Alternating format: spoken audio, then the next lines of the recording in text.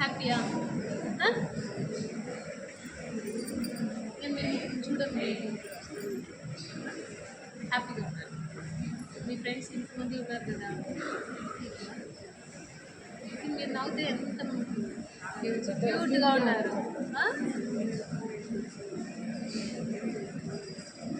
ఎడవకూడదు ఇప్పుడు ఎప్పుడు నవ్వుతుంది. మీకు మీకు ఏం కావాలి చెప్పు, ఏం కావాలి?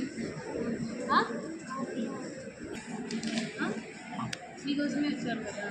మీరేం మీరు బాగా చెప్పి మీరు మీ సొంత కాల్లో నిలబడాలి. అర్థమైందా? సో ఎవరి పైన కూడా ఆధారపడి ఉండకూడదు.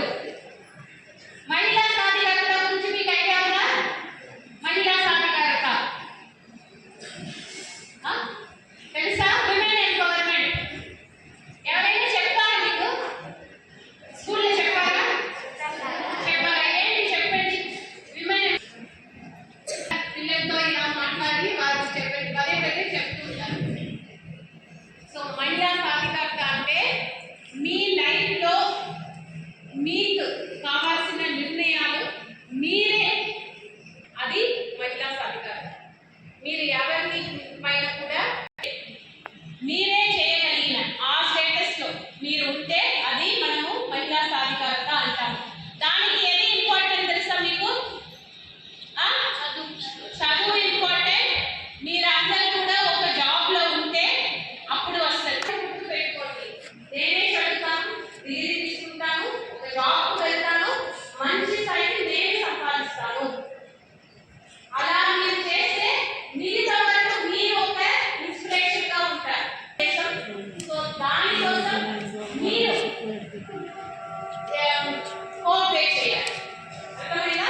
ఫైనల్గా ఒకటి మీ అందరికీ కూడా ఎస్పెషల్లీ ఇక్కడ ఎక్కువ మంది చెప్పి ఉంటారు. సో ఎప్పుడైతే మీరు మిగతా వాళ్ళకు చెప్పిన వాళ్ళకు మీరు చెప్పాలి. మీరు స్టూడెంట్స్ మీ మనీలోనే ఒక గ్రూప్ లాగా ఫామ్ చేసుకుని మీ ఫ్రెండ్స్ సర్కిల్లో షేర్ చేసుకోవాలి.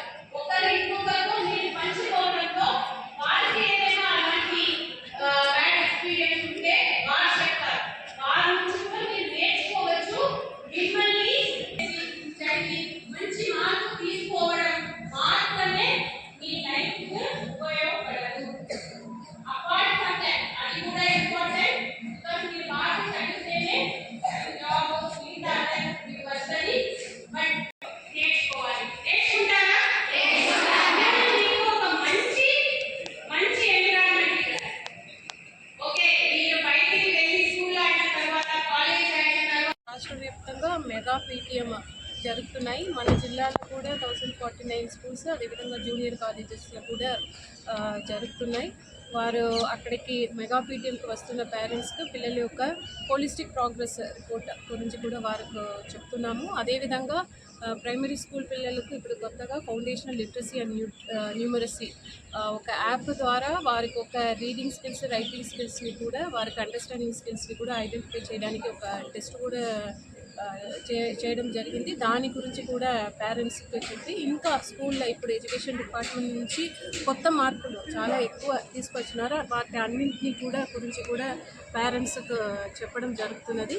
సో ఎక్కువ త్రూఅవుట్ ద డిస్ట్రిక్ట్ డిఫరెంట్ స్కూల్స్కి ప్రజాప్రతినిధులు, ఆఫీసర్స్ అందరూ కూడా విజిట్ చేస్తున్నారు. మేము కూడా ఇప్పుడు ఇక్కడ ఒక స్కూల్కి విజిట్ చేసి ఉన్నాను. ఏదైతే మన పిల్లలు, మన చిల్డ్రన్ హోమ్స్ పిల్లలు ఉన్నారో వారు చదువుతున్న స్కూల్కి వచ్చి వారు ఎలా చదువుతున్నారు గురించి అడిగి తెలుసుకోవడం జరిగింది. Thank you.